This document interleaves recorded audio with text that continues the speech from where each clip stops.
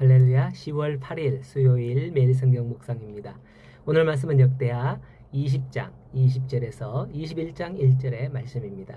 여러분 혹시 이런 말 들어봤죠? 패는 칼보다 강하다. 학교 다닐 때 한 번쯤은 이 말을 듣고 배웠을 것 같은데요. 저도 이게 누가 했던 말인가 기억이 잘 안 나서 찾아보니까 영국의 한 작가가 했던 말이더라고요. 그의 희극에서 했던 대사인데요. 이 말의 뜻은 글이나 언론, 사상의 힘이 물리적 폭력보다도 더 크다라는 의미로 해석되면서 이후에 정치, 문화, 정치, 문학, 어떤 다양한 분야에서 널리 이용되면서 글의 힘이 얼마나 큰지 그것을 보여주는 그런 말이 되었죠. 이 말처럼 우리 성도는 믿음이 그 무엇보다도 강해야 되지 않겠나라는 그런 생각을 합니다. 믿음이 무엇보다 강하다. 이런 말 하나쯤은 만들어내는 신앙인이 되었으면 좋겠다 생각이 돼요. 오늘 말씀해 보면 여호사밧의 전쟁에서 보면 찬양이 칼보다 강함을 보게 됩니다. 다시 찬양이 칼보다 강하다. 20절에 여호사밧이 백성을 향하여 하는 말이 너희는 너희 하나님 여호와를 신뢰하라. 그리하면 견고히 서리라. 그의 선지자들을 신뢰하라. 그리하면 형통하리라 하고 백성들과 의논하여 노래하는 자들을 세워서 예복을 입히고 군대 앞에서 행진하며 여호와를 찬송했다라고 합니다. 이게 보니까 아마 전 세계 군악대의 시초가 아닌가 나름대로 그런 생각을 해보게 되는데요. 그러나 상식적으로 생각해 볼 때에 참 이게 얼마나 어처구니 없는 일입니까? 아무런 싸움 준비도 안 된 찬양단으로 군대의 가장 선봉에 서게 한 것도 우습지만은 적들에게 자신의 위치를 알아채라고 하는 듯 전진하면서 크게 악기를 연주하고 찬양을 하는 것은 전쟁을 몰라도 너무 모르는 그런 행동이 아닐까, 그런 전술이 아닐까 생각이 되어집니다. 군사 전문가들과 지휘관들에게 이런 준수를 이야기하면 하나같이 어리석다 이렇게 하죠.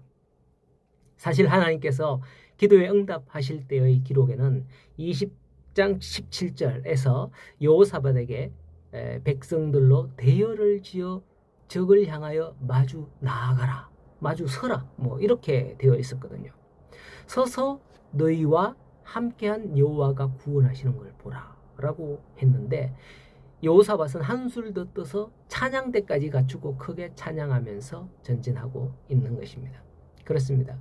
여호와의 응답에 대한 이와 같은 감사와 찬양은 성도들의 승리의 원천이 됩니다. 우리가 어려운 공경에 처할 때에 기도 후 말씀에 근거하여 찬양과 감사를 드리며 나아갈 때에 하나님은 우리에게 승리를 허락하여 주실 줄로 믿습니다.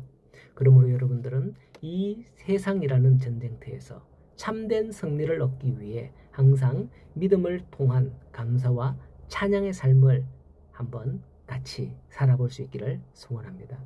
자, 22절을 보면 찬송이 시작될 때 여호와께서 복병을 두어 유다를 치러 온 암몬 자손과 모압 세일산 주민들을 치게 함으로 서로 죽였다라고 합니다. 하나님께서 두신 복병은 무엇일까요? 본문에서 볼 때에 다른 게 아닙니다. 그들이 서로 의견이 맞지 않아서 서로 싸운다는 거죠. 그 전장에 나와갖고. 하나님이 구원하시는 방법은 실로 상상을 초월하는 놀라운 것이었습니다. 하나님의 복병은 여러 가지 형태로 나타날 수 있습니다. 때로는 천사들을 보내시거나 때로는 크고 바람 같은 지진으로 나타내시기도 하지만은 이처럼 사람의 내면을 통해서도 이와 같이 역사하는 거예요. 가끔 우리가 결코 설득할 수 없는 사람이 마음이 변해서 응하여주고 내 편이 되어주는 그런 경우도 있습니다. 죽이는 것만이 복병이 아니에요. 하나님을 신뢰하고 믿음에 견고히 서면 이와 같은 복병을 하나님께서 주시는 줄 믿으시기 바랍니다. 우리의 삶의 모든 상황을 역전시키는 그런 복병을 두실 것입니다. 여러분 혹시 여러분들이 무슨 일로 인하여서 서로 다툼에 있고 그렇지 않습니까? 하나님을 한번 신뢰해 보시는 것도 괜찮을 것 같습니다.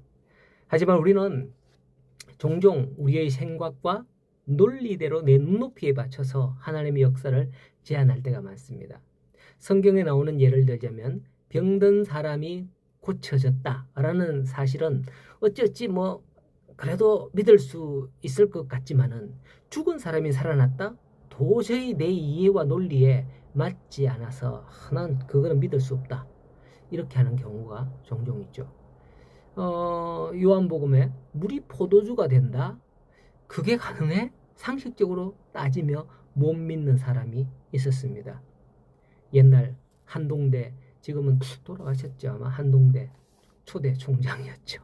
그가 미국에서 그렇게 예수 믿었습니다. 물이 포도주가 된다고? 이게 과학적으로 이게 가능한 일이야? 이렇게 따지다가 믿음으로 그걸 믿고 이게 바로 믿음이구나 라는 것을 깨닫게 된 사람이 한동대 초대 총장이죠. 이름이 잘 생각이 안 나네요. 죄송합니다. 자, 믿는다는 성도가 믿지 않는 불신자처럼 그렇게 왜 생각을 한 걸까요? 야, 예수님께서 죽은 나사로를 살리셨어. 이럴 때에 우리는 상식적으로 어떻게 그게 믿어지지? 상식적으로 믿어지지 않을 때가 있단 말이죠. 아니, 지금도 못 믿겠다는 그런 생각을 할 때가 많다는 말이죠. 우리는 알지 못하는 사이에 우리의 지식과 우리 주변에 나타나는 그런 현상들을 가지고 하나님의 능력을 판단하고 제한해버리기가 일수입니다. 아니, 요건 요렇게 되는데 왜 이게 이렇게 되냐고, 이렇게 요렇게 돼야지 정상이지 라고 하나님의 능력까지도 제한해버릴 수 있다는 거죠. 예전에 출애굽 시대에 광야에서 그런 일을 이미 경험한 적이 있습니다. 하나님이 이 수많은 사람에게 매일 고기를 먹게 해주시겠다고 나와 함께한 백성이 60만 명인데 그들을 위하여 여기에 이 양떼와 소떼를 잡은들 며칠을 가겠습니까? 모세가 바로 그렇게 기도했습니다. 그런데 한 달 동안 고기를 먹었었잖아요. 사실 처음에는 그걸 모세도 사실은 믿지 않았었지만은 하나님의 놀라운 능력 앞에 그 모든 것은 다 뒤집어졌습니다. 그때 하나님께서 여호와의 손이 짧아졌느냐, 네가 이제야 내 말이 응하는 여부를 보리라, 그렇게 말씀을 하셨잖아요. 바로 여기 보잖아요. 그저 찬양만 했을 뿐인데 승리합니다. 그리고 유다에게는 놀라움의 연속이 일어납니다. 승리만 해도 감사한데요, 그들이 수고하지 않은 전리품까지 거둡니다. 그것도 3일 동안에 걸쳐서 들판에 있는 전리품이 얼마나 많은지 3일 동안에 걸쳐서 그 전리품을 거두었다라고 하고 있습니다.